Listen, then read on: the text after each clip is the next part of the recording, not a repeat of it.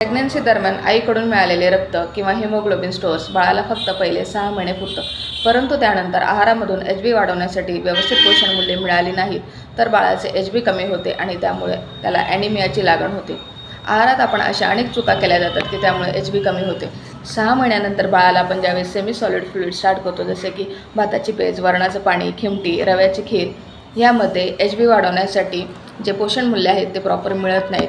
6 महिन्यानंतर आपण बाळांना वरचे दूध म्हणजे जसे गाईचे दूध, म्हशीचं दूध ह्या गोष्टी चालू करतो. ह्यामध्ये आयर्नची मात्रा अगदीच कमी प्रमाणात असते किंवा नाच्या बरोबर असते आणि ह्याच दुधामुळे आपण इतर आहारातून मिळालेले आयर्न देखील ॲब्झॉर्ब करण्यासाठी अडथळा निर्माण होण्याची शक्यता असते. तसेच सर्दी खोकला होईल म्हणून आपण मुलांना लिंबू, आवळा, संत्री, मोसंबी ह्या गोष्टी देत नाहीत, ज्या की व्हिटॅमिन सीमध्ये रिच फूड आहेत. ॲक्च्युली व्हिटॅमिन सी हे आयर्न ॲब्झॉर्प्शनसाठी खूप इम्पॉर्टंट आहे, परंतु आपण तेच लहान मुलांना देत नाहीत, आपण ते टाळतो. रक्तवाढीसाठी डॉक्टर आपल्याला आयर्नचे टॉनिक देतात, परंतु आयर्नचे टॉनिक दिल्यानंतर आपण बिलकुल गॅप न ठेवता लगेचच कॅल्शियमचं औषध किंवा चॉकलेट्स किंवा इतर दूध पाजणे किंवा खायला देणे ह्या गोष्टी करतो.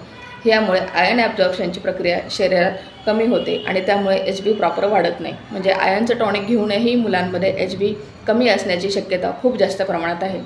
भारतात सरासरी विचार केला तर 100 मुलांमध्ये 70 मुलांना ॲनिमियाची लागण असते. त्यामुळे आपल्या आहारात म्हणजे मुलांच्या आहारात होणाऱ्या छोट्या छोट्या चुका टाळल्या तर आपण त्यांचं HB वाढवण्यासाठी मदत करू शकतो आणि त्यांना सकस आहार देऊन त्यांचं HB वाढवण्यास मदत करू शकतो. थँक्यू.